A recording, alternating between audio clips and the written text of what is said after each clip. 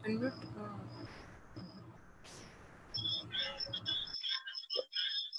नमस्कार शेतकरी बांधवांनो, सहाय्यक कृषी अधिकारी पेशतर्फे आपलं हार्दिक स्वागत। आजचा फेसबुक लाईव्ह हा जवळपास 45वा लाईव्ह आहे आणि महिलाचा दगड भाऊ ठरणार नाही।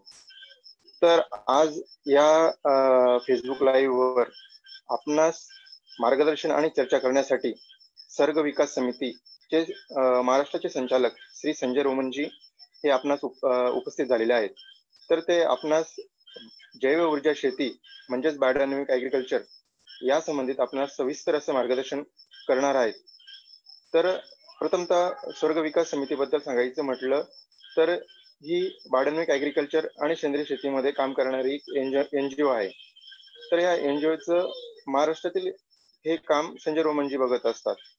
तर मी संजय रोमनजी सरांना विनंती करतो की त्यांनी आपला बायोडायनॅमिक ॲग्रिकल्चर म्हणजे जैव ऊर्जा शेतीवर जे काही मार्गदर्शन असेल ते सुरू करावं। थैंक यू समाधान जी, मैं शुरू करता हूँ ये।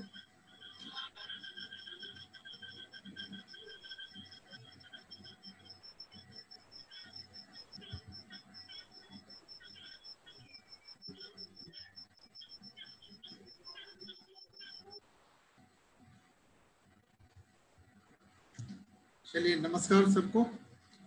मैं संजय रोमन, सर्ग विकास समिति हमारी संस्था उत्तराखंड नैनीताल की संस्था है और हम लोग पिछले 20 वर्षों से इस बायोडायनेमिक एग्रीकल्चर के विषय में काम कर रहे हैं और महाराष्ट्र में सन 2002 से हम लोगों का काम शुरू हुआ है और बहुत सारे आप जैसे कृषि सहायक लोगों के साथ हमारा संपर्क आया है, किसानों के साथ संपर्क आया है और जैसा कि आप सब जानते हैं कि हम लोगों का जो मेजर काम है वो बायोडायनेमिक कंपोस्टिंग के ऊपर बहुत बड़ा काम है। तो अभी कितने वर्षों में जो किसानों के साथ डिपार्टमेंट ऑफ एग्रीकल्चर की मदद से जो जो योजना है उसमें करीब 10-11 लाख किसानों के साथ अभी तक हम लोग कंपोस्ट हीप बना चुके हैं। तो ये आज का जो विषय है किसानों को समझ में आए बायोडायनेमिक क्या है, कंसेप्ट क्या है, इस हिसाब से मैं एक एक करके आपको बताता हूँ। अभी खेती में जो प्रश्न है, सबसे मुख्य प्रश्न है जमीन, सॉइल हेल्थ सबसे ज्यादा खराब है। ये प्रॉब्लम सबसे ज्यादा किसानों को आ रहा है। जमीन कड़क होती जा रही है, पानी का निचरा ठीक से नहीं होगा, जितने हर साल उतनी फसल के लेने के लिए हमको खाद की मात्रा ज्यादा देनी पड़ती है। अपने आप उत्पादन करने की क्षमता खेत में दिनों दिन कम होती चली जाए। ये एक मेजर समस्या है जो किसान जो इससे जुड़ रहे हैं। दूसरा, उत्पादन का खर्चा जो बढ़ता चला जा रहा है, इसकी वजह से उत्पन्न में कमी आ रही है। तो ये खर्च कंट्रोल करना ये किसान के हाथ में है। हमारे हाथ में नेचर हमारे हाथ में नहीं है, भाव ठहराना हमारे हाथ में नहीं है, लेकिन हमारे हाथ में खर्च कंट्रोल करना है। तो यदि हम ऐसी टेक्निक का उपयोग करें जिसमें कि हम हमारी निविष्ठा खुद ही बना सके, तो ये सब चीज हम बायोडायनेमिक पद्धति के हिसाब से कर सकते हैं, तभी हमारा खेती का खर्चा कम हो। फिर शेतकरी कुटुंब और मजदूर के आरोग्य, ये बहुत बड़ा इशू है। किसानों के भी आरोग्य धोखे में है, क्योंकि इतने जहरीले हम रसायन इस्तेमाल करते हैं, कीटनाशक है, वीडिसाइड है, ये सब जो इस्तेमाल करके हमारे शरीर के ऊपर जो आजार जो इस समय चल रहा है, कैंसर है, ब्लड प्रेशर है, ये सारे आजार जो बढ़ते चले जा रहे हैं, उसका कारण ये है कि हम ये इतने हानिकारक केमिकल्स के संपर्क में हो जाते हैं और इनसे जो उत्पाद निकलता है उसको जो कंज्यूमर खाते हैं उनके भी आजार के ऊपर इसका फर्क पड़ रहा है। तो ये सब चीजों का हल कहीं ना कहीं ढूंढना आवश्यक है, क्योंकि हमारे पूर्वज 1965 के पहले तो जिस तरह की खेती करते थे उसमें शायद ज्यादा समाधानी थे। उनको उत्पादन भी मिलता था, उत्पन्न भी उनको मिलता था और बिना किसी केमिकल की खेती करते थे। लेकिन अभी जब से ये हाइब्रिडाइजेशन हो गया है, सब हो गया है, तो हमारे लिए ये पहले फर्टिलाइजर आया, फिर कीटनाशक आया, अब धीरे धीरे रोज नए नए औषधि आती है। तो किसान का इसी वजह से खर्चा भी बढ़ रहा है, आरोग्य भी धोखे पे आ रहा है। जमीन कड़क होने की वजह से भूजल का स्तर हमारा खत्म होता जा रहा है, कम होता जा रहा है। तो ये भी आगे के लिए बहुत बड़ा धोखा है। और लास्ट में पर्यावरण का जो असमतोल है वो बिगड़ता जा रहा है। इसलिए आप लोग देखते होंगे कि या तो कहीं पानी गिर ही नहीं रहा, ये गिर रहा है तो बहुत इतना ज्यादा गिर रहा है कि वो कंट्रोल में नहीं आ रहा। तो पूरा पर्यावरण का संतुलन हमने बिगाड़ दिया। ये हमारी गलतियों की वजह से हमने काटते। फिर जिस पद्धति की अभी खेती हो रही है उस पद्धति में आप देखते होंगे पक्षी आज हमारे खेत पे बैठना नहीं पसंद करते। तो ये सारी जो समस्या है हमको नैसर्गिक पद्धति पे ही आगे जाना पड़ेगा, तभी खेती बचने वाली है। तो इन सभी प्रश्नों का उत्तर हमको बायोडायनेमिक खेती पद्धति में मिल सकता है। इसमें बायोडायनेमिक कंपोस्ट एक टेक्निक जैसे मैंने बताया कि इससे सेंद्रीय कर्ब बहुत तेजी से बढ़ता है। जो काड़ी कचरा है खेत का उसका हम यदि नियोजन करें, कंपोस्ट बनाए, शेन का प्रॉपर तरीके से नियोजन करें, कम शेन में ज्यादा अच्छी तरीके से खत्म बना सकते हैं, तो इससे हमारा सेंद्रीय कर्ब बढ़ेगा, तो जमीन का पोत सुधरेगा। फिर जो भी निविष्ठा होती है हमारे बायोडायनेमिक की, किसान अपने खेत पे तैयार कर सकते हैं। क्योंकि खेत पे तैयार करता है इसलिए उसका खर्चा कम होता है।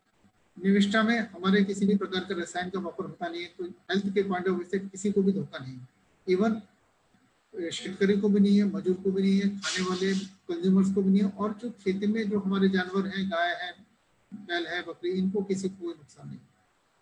बायोडायनेमिक खेती की वजह से जमीन चूंकि तेजी से सुधरता है, जमीन की सचिद्रता बढ़ती है, पोरोसिटी बढ़ने की वजह से पानी का स्तर भी सुधरता है, पानी का नेचर अच्छे होने की वजह से पानी का स्तर सुधरता है, और पूरी तरह से ये पर्यावरण पूरक है। इसमें हम लोग इस चीजों को ध्यान देते हैं। तो बायोडायनेमिक पद्धति से हम उस सभी प्रकार की खेती कर सकते हैं जो हम केमिकल पद्धति से करते हैं। तो बायोडायनेमिक खेती में मुख्य रूप से दो वो है अपना बिंदु हम बोल सकते हैं जो दिया जाता है। जैसे कि एक तो ऐसी जमीन तैयार करना जिससे कि हमको शाश्वत पद्धति से उत्पादन मिल सके, और दूसरा वनस्पति की वाढ़ और जो ग्रह नक्षत्रों की ऊर्जा है उसका सामंजस्य इस्तेमाल करके हम खेती में ज्यादा से ज्यादा फायदा कैसे उठा सकें। मतलब पंचांग, हम लोग जो बायोडायनेमिक पंचांग होता है कि खेती के कब काम, कौन से काम कब करने चाहिए, मतलब पेड़नी कब करना चाहिए, उसका हार्वेस्टिंग कब करना चाहिए, पानी हमें कब देना है, फल कब तोड़ना है, ये सारा हम जो दिशा निर्देश जो है ये पंचांग के माध्यम से किसान को मिलता है, और उनको बहुत अच्छे परिणाम भी इसके मिल रहे हैं। पिछले कई सालों से किसान इसका उपयोग कर रहे हैं। और कब खेती के काम नहीं करना चाहिए ये भी, ताकि नुकसान कम से कम हो। तो ये सारी चीजें हम लोग एक एक करके जब विषय लेंगे तो ये सारे विषय डिटेल में हम समझेंगे। जो पॉइंट है कि अरासायनिक पद्धति से कीट संरक्षण, मतलब कीट नाशक के तौर पे हम जो भी टेक्निक इस्तेमाल करते हैं उसमें किसी भी प्रकार के केमिकल का इस्तेमाल ना हो। ये जो आप देख रहे हैं डॉक्टर रुडोल्फ स्टाइनर हैं जिन्होंने की बायोडायनेमिक खेती की शुरुआत की थी। बायोडायनेमिक खेती के विषय में मैं आपको बताऊं कि ये हमारी पुरानी वैदिक पद्धति है, वेदों में इसके बारे में सब लिखा हुआ, लेकिन हम लोग समय के साथ इसको भूल गए। विदेशियों ने उसको अपनाया और वहां से घूम फिर के बायोडायनेमिक नाम से फिर से हमारे पास आया। तो ये विडंबना है कि हम हमारे ज्ञान को नहीं पहचानते, विदेशी ने किया तो हम उसको फॉलो करने लगे। लेकिन ये जो रुडोल्फ स्टाइनर साहब है इन्होंने भी भारतीय वेदों का अध्ययन किया था, वहां से उनको ये सूत्र मिले, और ये सूत्र के आधार पर उन्होंने बायोडायनेमिक खेती पद्धति की शुरुआत की। जैसा भी है अब हमारे पास दोबारा ये, अब हमारे यहाँ किसान इसको अपना रहे हैं और बहुत अच्छे तरीके से सक्सेसफुल बायोडायनेमिक खेती लोग कर रहे हैं। बायोडायनेमिक ग्रीक भाषा का शब्द है, और जिसमें कि बायोस का मतलब है लाइफ यानी कि जीवन, डायनेमिक्स का मतलब है एनर्जी यानी ऊर्जा, तो मराठी या हिंदी में हम उसको जैव ऊर्जा भी बोल सकते हैं। तो जीवित शक्तियों के साथ काम करने का जो विज्ञान है उसको हम बायोडायनेमिक खेती। जीवित शक्तियां कौन सी हैं? जीवाणु, गांडूर, पशु, पक्षी और अपन स्वयं। हमारा भी खेती में उतना पॉजिटिव इन्वॉल्वमेंट होना चाहिए। तो ये सारी जीवित शक्तियां मिलकर जो काम करती है खेत में, इसको हम बायोडायनेमिक खेती बोलते हैं।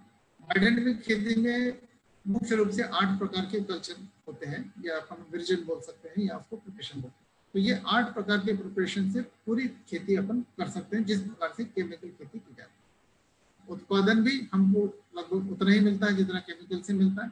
खर्च काफी कम हो जाता है, करीब 70% तक खर्चा कम हो जाता है खेती का। और क्वालिटी मतलब भूमि का खासतौर से सॉइल हेल्थ के ऊपर इसमें टेक्निक में ज्यादा ध्यान दिया जाता है, तो भूमि की सुधारना। तो इसमें प्रिपरेशन 500 जो है इसका टेक्निकल नाम है, इसको की सॉइल कंडीशन के तौर पे ये काम करता है। 501 जो है BD 501 ये बुरशी रोधक और पीक वर्धक मतलब फंगल वैक्सीन और ग्रोथ रेगुलेटर जैसे काम करता है। 502 से 507 के ये जो 6 कल्चर होते हैं, ये कंपोस्ट कल्चर जैसे मदर कल्चर जैसे इस्तेमाल होते हैं, या इनसे डायरेक्ट भी अपन कंपोस्ट बना सकते हैं, या फिर इनकी सहायता से एक एक्सटेंडेड इनोकुलम बनाते हैं जिसको कि हम सीपीपी बोलते हैं। तो सीपीपी की सहायता से हम खेती के बहुत सारे निविष्ठा और भी तैयार करते आते हैं, जो हम आगे चल के देखेंगे। तो ये खेत पे तैयार करने वाली जो निविष्ठा है, ये कौन कौन सी निविष्ठा है जो हम खेत पे बना सकते हैं, जैसे बीडी कंपोस्ट। मतलब पोषण के लिए खत का होना आवश्यक है। तो खत जो है उसमें हमको नॉर्मली हम वर्मी कंपोस्ट जानते हैं, नाडिप कंपोस्ट जानते हैं, या उकेडा का जो अपना खत होता है वो जानते हैं। तो इनका यदि हमने सही तरीके, अलग अलग टेक्निक है अपनी। बायोडायनेमिक कंपोस्ट ऐसा है कि इसमें कोई भी इंफ्रास्ट्रक्चर की जरूरत नहीं होती है, बहुत सिंपल टेक्निक से किसान ये क्वालिटी का खत बना सकते हैं। एफआईएम की तुलना में करीब 3 पट ज्यादा एनपीके कंटेंट इसमें मिल सकते हैं, इतना अच्छा क्वालिटी की खत बनता है। तो काड़ी कचरे का भी खत बनता है इसमें, और दूसरा उकीडे को भी यदि हमने कल्चर डाल के बनाया तो उसका भी कंपोस्ट बन सकता है। जो बायोडायनेमिक तरल खाद जो है, जैसे दशपर्णी आपने सुना होगा, उसी प्रकार की टेक्निक है, लेकिन दशपर्णी और इसमें अंतर है कि दशपर्णी के लिए करीब 1 महीने को रुकना पड़ता है। बायोडायनेमिक कीट रोधक तरल खाद नहीं तैयार हो जाता और 7 दिन के बाद इसका उपयोग खेत में कर सकते हैं। सीपीपी जो है, मैंने जैसे पहले बताया था कि सीपीपी कल्चर जो कि बायोडायनेमिक कंपोस्ट के लिए लगता है, कीट रोधक तरल खाद बनाने में लगता है, डायरेक्ट इसकी ट्रेंचिंग कर सकते हैं, भू सुधारक जैसा भी कभी कभी इस्तेमाल कर सकते हैं। तो ये सीपीपी ट्री पेस्टिंग में भी उपयोग होता है। तो इस सीपीपी भी किसान अपने खेत पे बना सकते हैं। तो हमारा यही सोचना है कि किसान निविष्ठा ज्यादा से ज्यादा अपने घर पे बनाए। तो हम चाहते हैं किसान कंपोस्ट खुद बनाए। कंपोस्ट बनाने के लिए जो कल्चर लगता है वो कल्चर भी किसान को हम बनाना सिखाते हैं। तो हमारा उद्देश्य है कि किसान आत्मनिर्भर बने। खाली उसको लिए थोड़ी सी कुछ क्रिटिकल इनपुट्स लेने पड़ सकते हैं, मदर कल्चर, ये बाकी की चीज वो खुद अपने खेत पे तैयार कर सकते हैं। इसी वजह से उसका खेती का खर्चा बनता है। BD 500 है, BD 501 है। किसान को यदि वो चाहे तो हम ये भी टेक्निक सिखाते हैं, किसान चाहे तो अपने खेत पे बना सकते हैं। लेकिन जब तक नहीं बना सकते तो वो निविष्ठा यूज करके उसका अनुभव लेके फिर बाद में ये निविष्ठा बनाना सीख सकते हैं। तो कुल मिला के सारे टेक्निक हम किसान के साथ शेयर करते हैं। ओपन टेक्नोलॉजी है, किसान आसानी से इसको अपना सकते हैं और बहुत सारे किसान, हजारों किसान इसको अभी अपना रहे हैं। तो BD 500 जो है, जिसको टेक्निकल नाम जैसे BD प्रिपरेशन, बायोडायनेमिक प्रिपरेशन 500 बोलते हैं, इसको हमारा जो ब्रांड नेम है उसको शक्ति बोला जाता है। तो आज ये जमीन की परिस्थिति है, आप देख रहे हैं कि जमीन कड़क होती जा रही है, पानी का निचरा ठीक से नहीं होता, खत की मात्रा मैंने कहा जैसे बताया कि ज्यादा हर साल डालनी पड़ती है उतना ही उत्पादन लेने के लिए। तो ये इस, और पंजाब की यदि आप देखेंगे बात कि जो पहले जो 25 हॉर्स पावर का ट्रैक्टर काम करता था, 85 हॉर्स पावर का भी ट्रैक्टर इतनी जमीनें कड़क हो रही है, सबसे बड़ी समस्या है। और ये समस्या को हल करने के लिए हम ये प्रिपरेशन का इस्तेमाल करते हैं। तो बायोडायनेमिक प्रिपरेशन एक आधारभूत प्रिपरेशन है जो कि फील्ड प्रिपरेशन भी बोलते हैं इसको। इसकी केवल 30 ग्राम की मात्रा 1 एकड़ के लिए पर्याप्त है। तो 30 ग्राम 13 लीटर पानी में हम बोलते हैं, 13 लीटर पानी लेके उसमें 30 ग्राम जो शक्ति होता है उसको गोला लेके उसको पहले हाथ से अच्छी तरीके से फोड़ के और उसको एक लकड़ी की काठी से क्लॉकवाइज एंटी क्लॉकवाइज लगभग 1 घंटे तक भूला जाता है। और 1 घंटे तक भूल के और उसको शाम के समय में, शाम के समय मतलब 4 बजे के बाद हमको खेत में हम उसको नीम पत्ती झाड़ू से उसका छिड़काव करें। तो पहली बार जब पीक पेड़ने के 1 या 2 दिन पहले किया तो बहुत ही अच्छी बात है। और दूसरी बार जब पौधा 2 या 4 पत्ती अवस्था हो जाता उस स्टेज में इसको करना चाहिए। ऐसे 2 बार यदि हमने एक क्रॉप साइकिल में कर लिया तो हमको इसके बहुत अच्छे परिणाम मिलते हैं। और यदि हम कंपोस्ट खाद या वर्मी कंपोस्ट या FIM भी क्यों न डाल रहे हो और साथ में ये औषधि का हम इस्तेमाल कर रहे हैं तो हमको केमिकल खाद का एक भी दाना डालने की आवश्यकता नहीं है। इतना अच्छी ये इसमें कल्चर में जो माइक्रोब्स होते हैं वो जो जमीन में पोषक तत्व है वो पौधों को लेने लायक बनाने का काम करते हैं।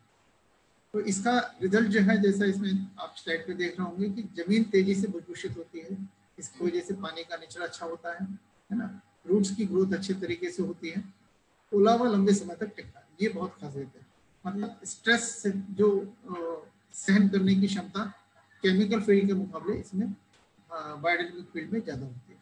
यदि कई बार होता है कि हम स्विंग कर देते हैं, स्विंग करने के बाद पानी का खंड आ जाता है, तो केमिकल फील्ड जो यदि पानी का खंड है तो 15-20 दिन बाद वो पीक मुरझाने लगती है, लेकिन ये 15-20-25 दिन तक भी ये चल जाता है।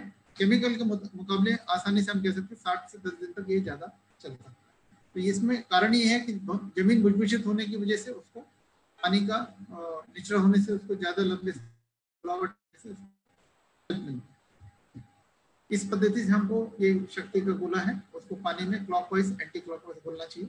1 घंटा घोलना है, ये ध्यान रखना, और शाम के समय इसको डालना चाहिए। पहली बार क्रॉप सोइंग से 1-2 दिन पहले सोइंग करते समय 2 चीजों का ध्यान रखना है, एक तो शाम के समय डालना, दूसरा जमीन में थोड़ा सा मॉइस्चर होना चाहिए। मॉइस्चर कितना? सीड सोइंग के लिए जितना मॉइस्चर लगता है उतना मॉइस्चर का, ठीक है। दूसरा जो हम फवारनी करते हैं तब जब हमारा पहला पानी देते हैं उसके बाद हम उसका छिड़काव कर सकते हैं। तो इस तरीके से हम इसको शाम के समय में 2 बार इस पद्धति से हमको छिड़काव, नीम पत्ती या झाड़ू की सहायता से ऐसे लंबे लंबे हाथ करके उसको ऐसे छिड़का जाता है। छींटे अपने पूरे खेत में पहुंच जाना चाहिए, बस ऐसा है। और साथ में यदि कंपोस्ट डाला है तो बहुत सुंदर परिणाम हमको इसमें देखने को मिलता है। ये हमको क्वालिटी देखती है, ये एक क्रॉप साइकिल का रिजल्ट है। ये आप देख रहे होंगे, ये रासायनिक खेत की मिट्टी है और ये बायोडाइनमिक। ये आपको नजर आ रहा होगा कि ये कॉम्पैक्टनेस जो है, ये घट्टपना मिट्टी का आपने को इसमें देखा, जबकि ये पूरी मिट्टी बिल्कुल भूसभूसित, जिसकी वजह से रूट की ग्रोथ अच्छी तरीके से हो रही है। आप यहाँ देखेंगे यह रूट की ग्रोथ बिल्कुल हॉरिजॉन्टल ज्यादा चल रही है, मतलब पूरी पौधे की ताकत जड़ों को नीचे घुसाने में लग रही है, लेकिन वो कड़क जमीन होने की वजह से उसकी स्थिति है कि पौधे में लॉजिंग हो रही है, मतलब पौधा कमजोर हो रहा है। यहाँ पौधा सचल हो रहा है। तो इतना डिफरेंस अपने को एक क्रॉप साइकिल में मिल सकता है यदि हम सही तरीके से ये औषधि का इस्तेमाल करते हैं, और साथ में मैंने जैसे बताया कंपोस्ट या एफआईएम कम से कम करना चाहिए।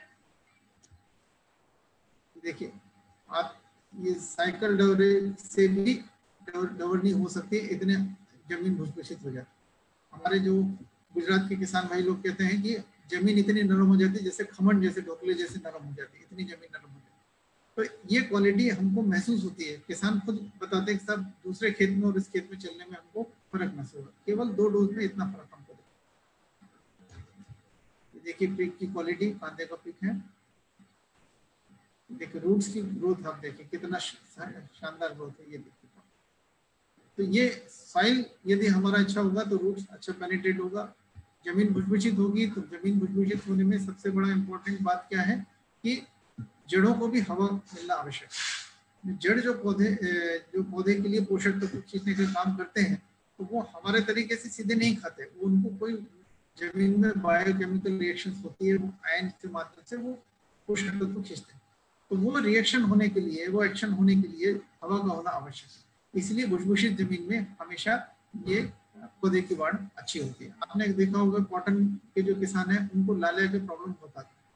तो लालिया का प्रॉब्लम इसलिए आता है कि आप ऊपर से कितना भी खाद डाल रहे हैं लेकिन जमीन कड़क है, वो पौधों को उतना मिल ही नहीं रहा, क्योंकि हाई फीडिंग क्रॉप्स हैं, उनको पोषक तत्व मिलना चाहिए, लेकिन कॉम्पैक्टनेस होने की वजह से वो प्रॉपर हवा नहीं मिल पाते, इसकी वजह से उनको जो जिस पद्धति से मिलना चाहिए वो मिल नहीं पाता। लेकिन जहां भी आप देखेंगे ऑर्गेनिक पद्धति से, बायोडायनेमिक पद्धति से जहां भी आप देखेंगे लालिया का प्रमाण आपको बहुत कम मिलेगा। उसका कारण ये है कि उसको प्रॉपर न्यूट्रिशन अवेलेबल है। तो ये तो BD 500 था। नेक्स्ट है BD 501। तो ये BD 501 एक बुरशी रोधक और पीक वर्धक के तौर पे काम करता है, और ये हमारे सभी क्रॉप में हम इसको इस्तेमाल कर सकते हैं। और ये जितने भी हमारे बुरशी रोग होते हैं, हवा से संबंधित जो बुरशी रोग है, और उसको कंट्रोल करने में मदद करता है। और खासतौर से ये प्रकाश संश्लेषण की क्रिया बढ़ाने में मदद करता है। प्रकाश संश्लेषण मतलब फोटोसिंथेसिस। आप जानते हैं कि सूर्य प्रकाश की रोशनी में सारे पौधे अपना भोजन स्वयं बनाते हैं, तो ये क्रिया बहुत अच्छी तरीके से होती है देवी की फवारनी की वजह से। तो यदि फोटोसिंथेसिस अच्छे से हो रहा है तो पौधे में भोजन अच्छे से बन रहा है, भोजन अच्छे बन रहा है मतलब पौधे की हेल्थ टोटल अच्छी होती है, उसका पूरा फिजियोलॉजी अच्छी तरीके से काम करता है। साथ में ये इसमें चूंकि क्वार्ट्ज सिलिका इस्तेमाल होता है, तो सिलिका की वजह से इसकी कोशिकाओं की भित्ति, पौधे की जो कोशिका होती है उनकी भित्ति मजबूत होती है। उस भित्ति मजबूत होने की वजह से एक मजबूत ढांचा पौधे का तैयार होता है, जिससे कि रोग प्रतिकार क्षमता उसकी बढ़ती है, और खासतौर से बुरशी रोग के प्रति प्रतिकार क्षमता बढ़ती है। तो ये जो दिव्य है केवल 1 ग्राम प्रति एकड़ का डोज होता है। 1 ग्राम 13 लीटर पानी में उसी तरह से बोला जाता है, और 1 घंटे तक क्लॉकवाइज एंटी क्लॉकवाइज बोल के इसका इस्तेमाल हम करते हैं। तो इसमें इसका जो फवारनी होता है ये हम डायरेक्ट पौधे पे नहीं करते, इसको हमको बिल्कुल मिस्ट स्प्रे और नोजल हवा की तरफ उल्टा आकाश की तरफ करके और हमको मिस्ट स्प्रे मतलब धुआं जैसा एक बनाना पड़ता है। तो इसको अर्ली मॉर्निंग जितने सुबह हम करेंगे उतना इसका अच्छा रिजल्ट हम मिलेगा। तो इसके लिए हमको ये पद्धति से हम सुबह सुबह आप देखें इस पद्धति से हम इसका छिड़काव। तो क्लॉकवाइज एंटी क्लॉकवाइज बोलना है, सुबह सुबह अर्ली मॉर्निंग बोला तो सुबह 8 बजे के पहले तक स्प्रे हो जाना चाहिए। और यदि हम लाल प्रकाश में सुबह के इसका फवारनी कर सके तो हमको बहुत ही अच्छे परिणाम मिलते हैं, 100% बुरशी में कंट्रोल मिलता है। आपको मालूम है कि सूर्य के प्रकाश का प्रभाव अलग अलग प्रहर में अलग अलग होता है। सुबह के समय इंफ्रारेड रेज ज्यादा निकलती हैं और शाम के समय अल्ट्रावायलेट रेज ज्यादा निकलती है। तो इंफ्रारेड का प्रभाव लेने के लिए हम ये इसका यदि हम इस्तेमाल सुबह करें तो हमारे को अच्छे परिणाम मिलते हैं। तो इससे फवारने से क्या होता है, एक तो जैसे मैंने पहले बताया कि प्रकाश संश्लेषण क्रिया में मदद होती है, रोग प्रतिकार क्षमता बढ़ती है और फ्रूट की क्वालिटी है ना, या जो भी दाना निकल रहा है उसकी क्वालिटी बहुत अच्छी होती है। तो उसका टेस्ट भी अच्छा होता है, उसका रंग भी अच्छा आता है, चमक भी अच्छा आता है, नैसर्गिक टेस्ट मिलता है। जैसे यदि हमने ऊस में इस्तेमाल किया, इसके ऊपर हमने BSI में ट्रायल भी हुआ है पहले, तो 5 साल का ट्रायल हुआ था, उसमें उन्होंने सिद्ध किया है कि इसके इस्तेमाल से ब्रिक्स लेवल बढ़ता है। तो ये द्राक्ष में हम इस्तेमाल करेंगे तो मीठापन बढ़ेगा, इसी तरीके से नींबू में इस्तेमाल करेंगे तो मीठापन बढ़ेगा, मिर्ची में इस्तेमाल करेंगे तो उसका तीखापन बढ़ेगा। तो नेचुरल ये इसकी क्वालिटी। और खास तौर से ये फूलगढ़ जो है, फलगढ़ है, इसको भी रोकने में मदद करता है। तो बहुत ही चमत्कारिक औषधि है और केवल 1 ग्राम 1 एकड़ से इसका रिजल्ट इतना शानदार मिलता है। और रिजल्ट मिल रहा है इसलिए हम ज्यादा डालें ऐसा कभी भी नहीं करना, 1 ग्राम बहुत पर्याप्त होता है। और हम तो किसान को ये बोलते हैं जब आप फवारनी कर रहे हैं, यदि आपका फवार थोड़ा सा बच गया है तो ये दूसरे खेत में डाल दें, आप उसी खेत में दोबारा उसी दिन न चलें। तो इस तरीके से इसमें 2 कैप्सूल होते हैं डिब्बे में, आधे ग्राम के 1 कैप्सूल है। दोनों कैप्सूल खोल के उसका पाउडर पानी में डालना है, उसको क्लॉकवाइज एंटी क्लॉकवाइज भूनना है और एंटी क्लॉकवाइज भून के इस तरह से मिस्ट स्प्रे सुबह सुबह और तेजी से चलना है। जब हम तेजी से चलते हैं तो सुबह की हवा के साथ में थोड़ा फवारा जो है थोड़े दूर तक जाता है, जैसे कि इस आप इस स्लाइड में देख रहे हैं। तो हम देखते हैं कि 4 या 5 लाइनें तक हमारे यदि फवारा जा रहा है हवा के से, तो हमको उतनी लाइन छोड़ छोड़ के हम इसको आराम से करते हैं। कई फार्मर सोचते हैं कि 13 लीटर 1 एकड़ में कैसे फवारनी होगा, तो बड़े आराम से हो जाता है। कई किसान इसको कर रहे हैं और हमारा तो ये रोज का काम है, बहुत आसानी से हो जाता है। ये देखिए हम ये एप्पल बोर का देखिए, ये फवारनी के पहले पेड़ की स्थिति और ये फवारनी के, मतलब पत्तियों का आप कलर में फर्क देख सकते हैं, ये सब चीज देख सकते हैं, क्वालिटी में बहुत अंतर है। ये देखिए एप्पल बोर है, ये एप्पल बोर की क्वालिटी आप देखिए, शाइनिंग अपन देख सकते हैं। ये कस्टर्ड एप्पल है, सीताफल क्वालिटी देखिए। ये करेले हैं व्हाइट वाले जिनका औषधि गुणधर्म ज्यादा होता है, इसका बहुत अच्छा रिजल्ट है। ये तूर के आप दाने देखिए, क्वालिटी आप समझ सकते हैं। तो इसकी वजह से किसान को रेट भी अच्छा मिलता है। तो इतनी छोटी सी इतनी कम मात्रा में इस्तेमाल करने वाली औषधि, लेकिन ये बहुत गुणकारी औषधि। ये देखिए केले सभी प्रकार की प्रॉपर इसका इस्तेमाल। ये बहुत अच्छी स्लाइड है, ये आप देखेंगे अभी कुछ ही दिन पहले का, पिछले गेहूं का ही फोटो है। बीच में आपको याद होगा कि जनवरी फरवरी के टाइम पे चक्रवादल वगैरह काफी आए थे। उस समय में इसी गांव के इसी खेत के बगल का खेत है, ये पूरा देखिए गेहूं सो गया, लेकिन इसका खेत बिल्कुल है। इसने पूरा कंपोस्ट भी इस्तेमाल किया, BD 501 भी इस्तेमाल किया और बाकी आगे की भी टेक्निक है। तो ये देखिए पूरे गांव का लगभग 70-80% ये ऐसा हो गया था, लेकिन इसका बिल्कुल ऐसा। केवल कुछ ज्यादा खर्चा नहीं है, औषधि का भी खर्चा बहुत कम है। तो बहुत कम खर्चे में किसान अपनी फसल को अच्छी तरीके से बचा सकते हैं और क्वालिटी बना सकते हैं। तो ये दोनों जो औषधि एक दूसरे की पूरक औषधि है। BD 500 शाम के समय इस्तेमाल होती है, 501 सुबह के समय इस्तेमाल होती है।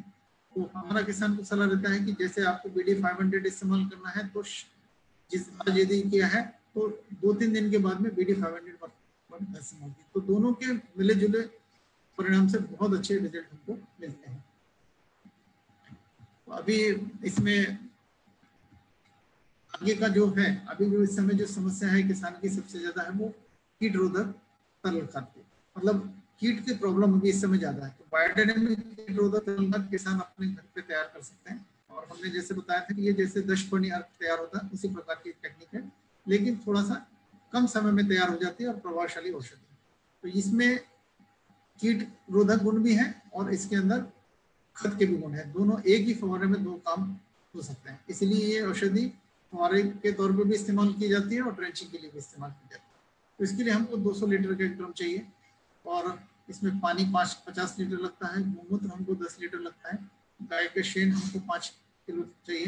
तो गाय का शेण हमको ध्यान रखना चाहिए कि यदि दूध देने वाली गाय का शेण मिल जाए तो ज़्यादा अच्छा है, क्योंकि दूध देने वाली गाय के शेण में ऐसे एंजाइम्स और हार्मोन्स होते हैं जो जीवाणु प्रक्रिया को तेज करते हैं। तो इसलिए हमको दूध देने वाली गाय का शेण मिले तो ज़्यादा बेहतर रहेगा।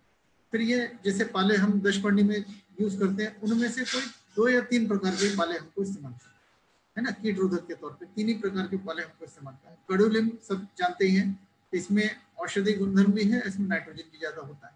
रुई का पाला, इसमें खासियत ये होती है रुई के पाले में कि इसमें जिंक और बोरोन की उपलब्धता भी होती है, और ये बुरशी रोधक क्वालिटी इसमें होती है। सीताफल यह बहुत अच्छा कीटनाशक के तौर पे काम में आता है। सुबबुल जैसा खत के गुण के लिए कोई भी नाइट्रोजनस हमको पाले चाहिए तो द्विदल धान्य के कोई भी पाले हम ले सकते हैं। सुबबुल है, ग्लैडिसिडिया है, और बाकी द्विदल धान्य के कोई भी पाले इसमें डाल सकते हैं। तन हम डाल सकते हैं, जो भी गाजर गवत वगैरह जो तन निकलता है वो हम डाल सकते हैं। तन यदि हम अपने ही खेत के डालते हैं तो धीरे धीरे हमको देखेंगे कि इसके यदि हम रेगुलर इस्तेमाल करते हैं तो वो तन से भी छुटकारा हमको मिल जाता है।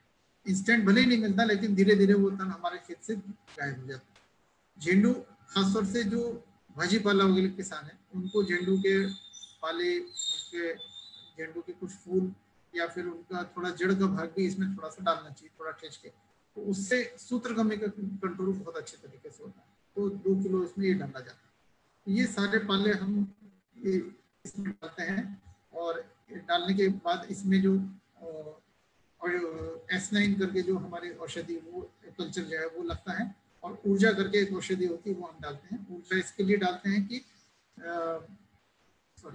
गोमूत्र में ये सब गुणधर्म है आप जानते हैं, इसकी वजह से विषाणुनाशक कीटरोधक भी है, तो इसलिए गोमूत्र डालते हैं। शेन में हमको नाइट्रोजन, फॉस्फेट, पोटाश सब मिल रहा है, और बाकी सूक्ष्म तत्व भी हमको इसमें मिलते हैं, इसलिए हम वो डालते हैं।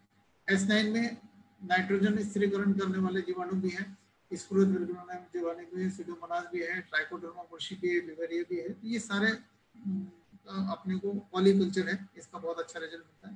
खास इसमें जिब्रेलिक एसिड भी होता है, इंडोलेसिटिक एसिड भी होता है, तो ये हमारी तरल खाद की क्वालिटी को इम्प्रूव करता है। इसलिए इसके स्प्रे से हमको ग्रोथ में बहुत अच्छा रिजल्ट मिलता है। और ये जो ऊर्जा जो हम इस्तेमाल करते हैं, ये जो हिमालय में पाई जाने वाली एक वनस्पति है, जिसको हम लोग नॉर्मल भाषा में बिच्छू घास बोलते हैं। तो वहाँ के किसान को डायरेक्ट ही वो वीट जैसा उनके यहाँ होता है तो उसका इस्तेमाल करते हैं, पर इसमें आयरन, मैग्नीशियम और कैल्शियम होता है जो पोषक तत्व के तौर पर मिलता है। और दूसरा इसमें नेचुरल फॉर्मिक एसिड होता है। तो ये फॉर्मिक एसिड पेस्ट रिपेलेंट का तौर पर बहुत अच्छा काम करता है। इसका स्वाद कीटों को खराब लगता है, इसलिए कीट अपने क्षेत्र से दूर होते हैं। तो ये औषधि कीटनाशक नहीं है, ये कीट रोधक है, पेस्ट रिपेलेंट जैसा काम करता है। हमारा काम है सबको जीने दो, अपना हमारी सुरक्षा अपन करें। पाले में जैसे बताया, नीम में एजिडिरेक्टर इंडिका इसका बॉटनिकल नेम है, इसमें एजिडिरेक्टिनो और मेलिएटिनोल होता है जो कीटनाशक गुण है, और नाइट्रोजन का भी अच्छा स्रोत है। रुई का बताया तो सल्फर है, जिंक और बोरॉन की उपलब्धता होती है, और इसमें बुरशी नाशक गुण होते हैं। कोई भी अपन लेटेक्स वाला जो पाले यूज करते हैं उसमें खासियत होती है तो उसमें थोड़े बुरशी नाशक गुण होते हैं। अब हमको फवारनी में दोनों की भी आवश्यकता, कीट को भी नियंत्रण करना और बुरशी का भी नियंत्रण करना, तो एक ही स्प्रे में किसान का दोनों काम हो जाता है। सीताफल के गुण तो आप जानते हैं, हाइड्रोसायनिक एसिड होता है, तो इसमें कीट रोधक के बहुत अच्छे गुण होते हैं। और झेंडू का मैंने जैसे बताया कि ये सूत्रकृमि के नियंत्रण के लिए इसकी जड़ें, फूल, ये सभी इस्तेमाल होते हैं। खासतौर से अभी जो कि अब त्योहारों का सीजन आ गया है, मंदिर में लोग हार फूल भी बहुत चढ़ाते हैं, तो ये जो फूल माला वगैरह होता है, ये आप अपने ड्रम में एक माला भी डाल दिए तो अपना काम बन जाता है। तो जो वेस्ट दूसरे के लिए, हमारे लिए ये काम की चीज है। सीताफल यदि हमको नहीं मिल रहा है तो उसके लिए पर्याय के रूप में हम निर्गुड़ी इस्तेमाल कर सकते हैं, कनेर हम इस्तेमाल कर सकते हैं, गोरवेड इस्तेमाल कर सकते हैं, ऑरेंज इस्तेमाल कर सकते हैं। यदि हमको मावा तोड़तोड़े का प्रॉब्लम ज्यादा है तो खासतौर से टंटनी का हमको इस्तेमाल करना चाहिए। तो टंटनी के पाले यदि उनमें 2 किलो डालें तो उसकी वजह से मावा तोड़तोड़े में बहुत अच्छा रिजल्ट हमको मिलता है। पपई में भी गुणशीरोधक गुण भी है और इसमें कीटरोधक गुण भी है। नत्रयुक्त पाले आप जानते हैं सुबबुल है, ग्लैरिसिडिया है, तूर का पाला, सोयाबीन का पाला, ये कोई भी पाले अपन ले सकते हैं। पाले जब भी हम लेंगे तो हमको थोड़ा तराजू से तोल कर लेना चाहिए। तो इससे फायदा क्या होगा कि हमको एक अंदाज सही आ जाता है कि ये कितनी क्वांटिटी होती है। नहीं तो 5 किलो एक अंदाजा से लिया तो कोई पता पड़ा कि 4 डंडी उठा के लिया है, 2 डंडी उठा के लिया है। हमको यदि क्वांटिटी का हम ध्यान रखेंगे तो प्रॉपर उसका स्टैंडर्डाइजेशन हमने किया है तो जिसकी वजह से उसका रिजल्ट प्रॉपर हमको मिलेगा। तो एक अंदाज हो जाए, एक बार आपने नाप लिया तो आपको अंदाज हो जाता है कितनी पत्ती लगती है।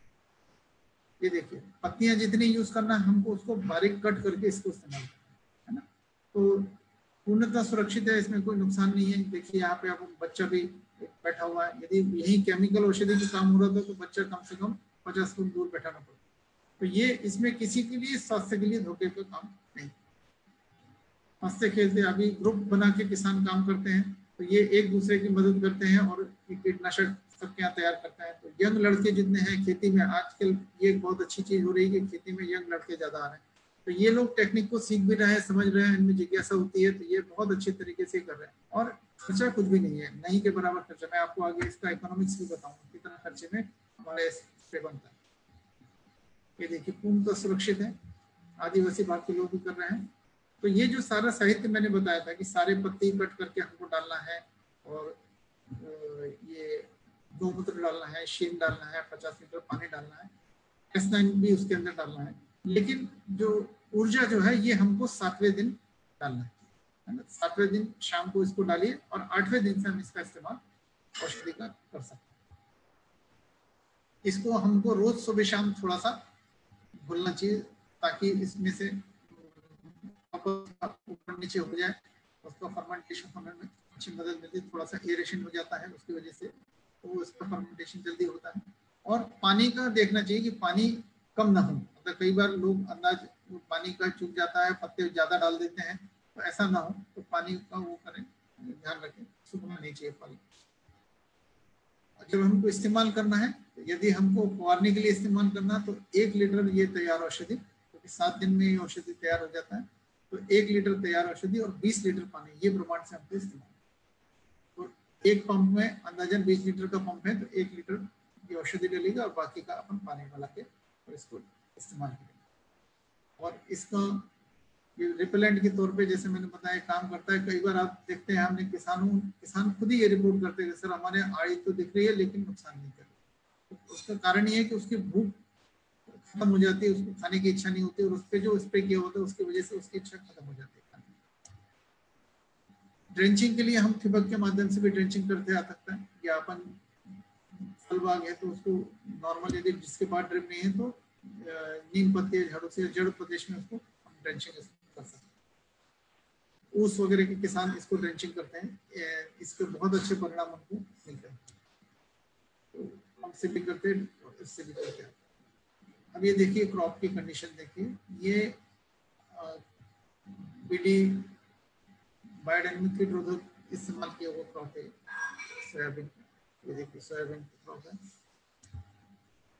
ये एक बुल्ढाना जिले के चिखली तालुका के किसान है, गौते पाटिल जी इनका नाम है। तो ये नॉन बीटी भी वो 12 निकालते हैं। तो काफी समय से ये कर रहे हैं, पिछले 5-6 साल से ये प्रयोग इनका चालू है। अब इसका इकोनॉमिक्स देखिए कि 60 लीटर टोटल औषधि हमारी तैयार होती है और 1 एकड़ के फुवारने के लिए ज्यादा से ज्यादा एक बार के लिए हमको 10 लीटर होता है। तो 6 एकड़ में हम इसको कर सकते हैं। तो एक फुवारने का खर्चा मैक्सिमम हमको 100 रुपये, 600 रुपये टोटल खर्चा हो रहा है।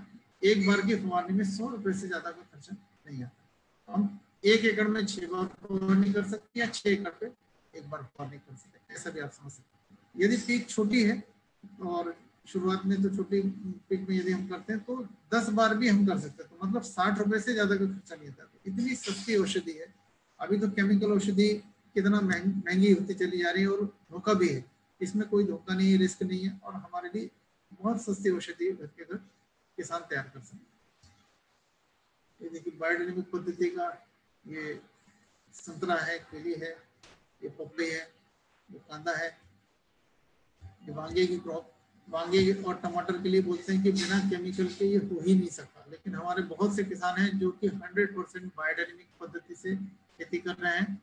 पूरा यही टेक्निक जैसे मैंने आपको बताया, कंपोस्ट से इस्तेमाल करते हैं, रेगुलर बीज प्रक्रिया करते हैं। बीज प्रक्रिया के विषय में आगे बाद में लूंगा। बीज प्रक्रिया का बहुत महत्व है। S9 से बीज प्रक्रिया करके उसके बहुत अच्छे रिजल्ट किसान को मिलते हैं।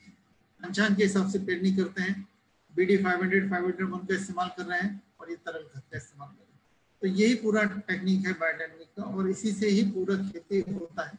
और बिना ये इतना मतलब विद्यापीठ के साइंटिस्ट भी आश्चर्य करते हैं कि इतनी बिल्कुल दाग रहित क्वालिटी बिना केमिकल डाले कैसे रह सकती है। तो विद्यापीठ में भी ये टेक्निक हम लोगों ने सब ट्रायल एंड टेस्टेड है।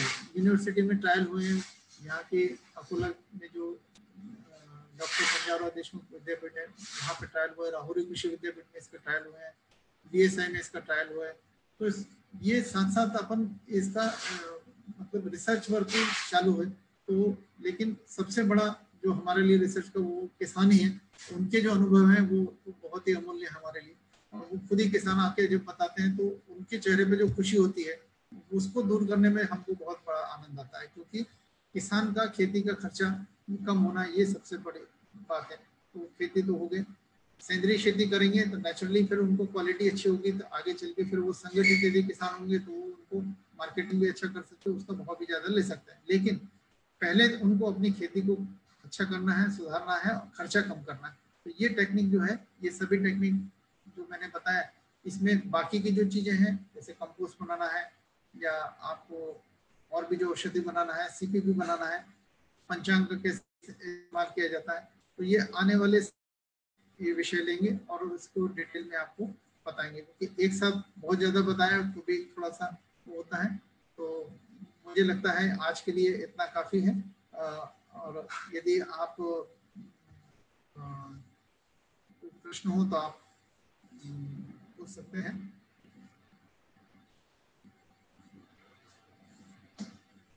अच्छा सर, क्वेश्चन आंसर्स में जी जी हाँ, एक क्वेश्चन है, आप ले सकते हो।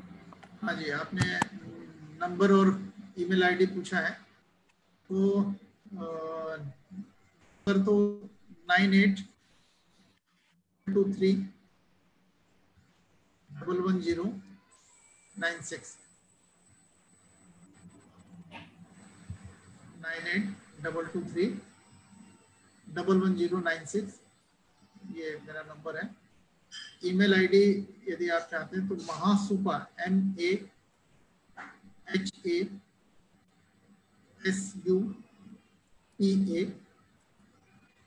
mahasupa@gmail.com ये ईमेल आईडी है। आप यदि कोई प्रश्न हो तो आप देख सकते हैं। आपको कोई भी शंका है आप बिल्कुल पूछिए। आपको यदि कोई लिटरेचर चाहिए तो मराठी में इसका लिटरेचर होता है। हमने करीब 25-30 क्रॉप का पैकेज ऑफ प्रैक्टिस भी तैयार किया है। पूरा बायोडायनेमिक पद्धति से किसान इसको कर सकते हैं। तो कम खर्चे में अच्छी खेती, क्वालिटी की खेती और विष मुक्त अन्न उत्पादन करने की तंत्र ज्ञान हम लोग सीख सकते हैं। तो ये बहुत अच्छा प्रयास ये एग्रीकल्चर हमारे असिस्टेंट्स लोगों का है। उनके साथ बहुत से लोगों के साथ हमने पहले भी काम किया है, तो उनका ये बहुत अच्छा प्रयास है। उसके लिए मैं उनको बहुत बधाई देता हूँ। और आज के फ्रेंडशिप डे के दिन इन लोगों से वापस मुलाकात हुई, बहुत से पुराने दोस्तों से, तो बहुत अच्छा लगा मिलके। और भी कोई प्रश्न शायद अभी तो नहीं है।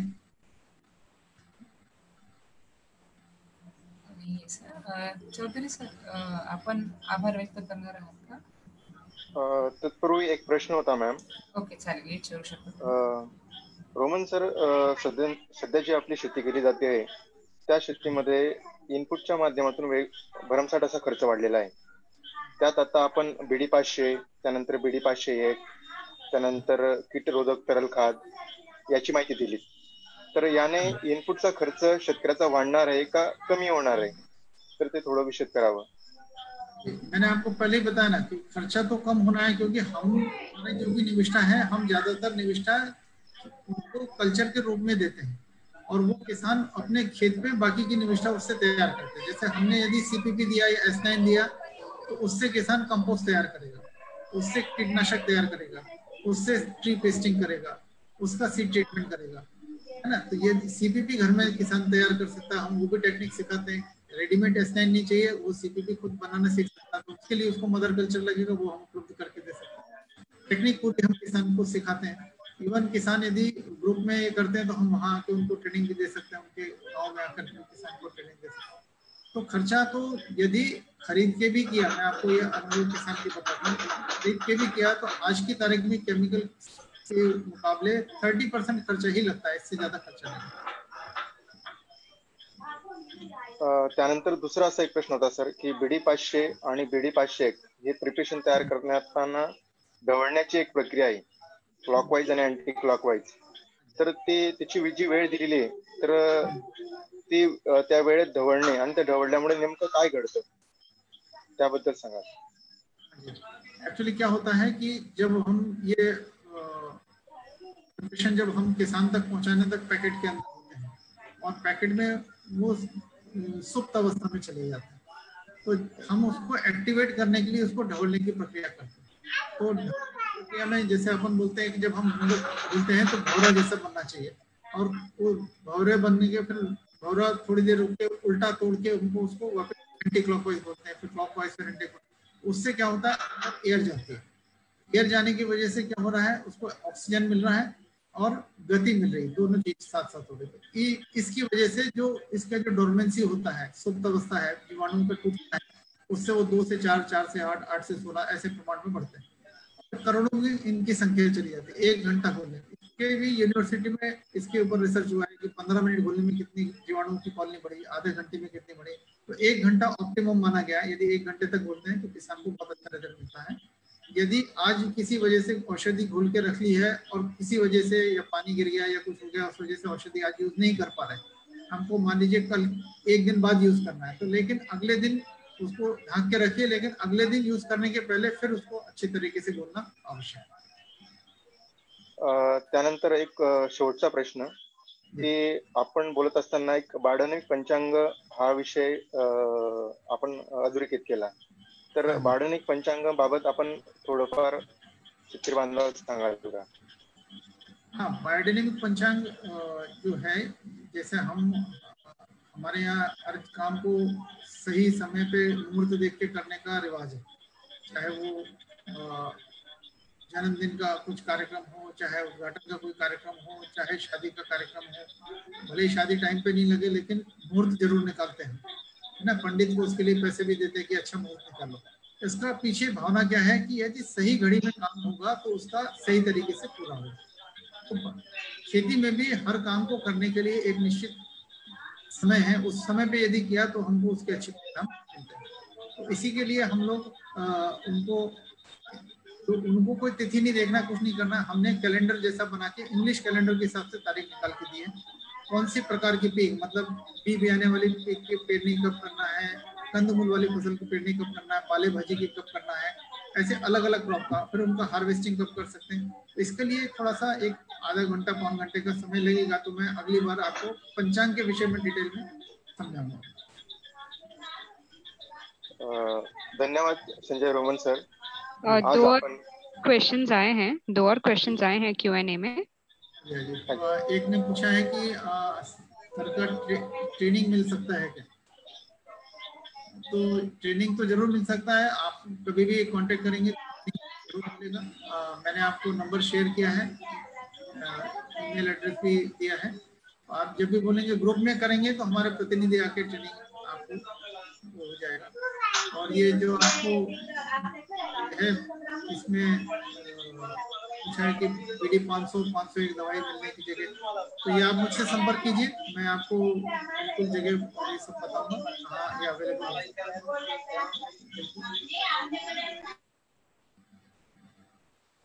और एक रामेश्वर जी करके हैं जिन्होंने रेज हैंड किया है। जी रामेश्वर जी, नीचे आपको माइक बटन दिख रहा होगा तो प्लीज अनम्यूट करिए। रामेश्वर जी,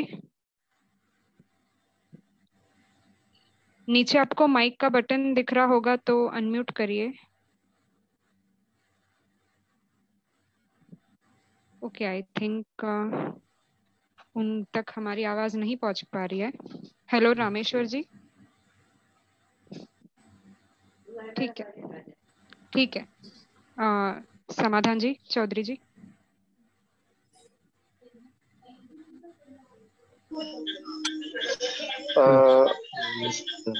आजच्या या बायोडायनॅमिक ऍग्रिकल्चर म्हणजे जैव ऊर्जा शेतीला आपणास संजय रोमन सर, संचालक सर्ग विकास समितीचं यांचं मार्गदर्शन लाभलं.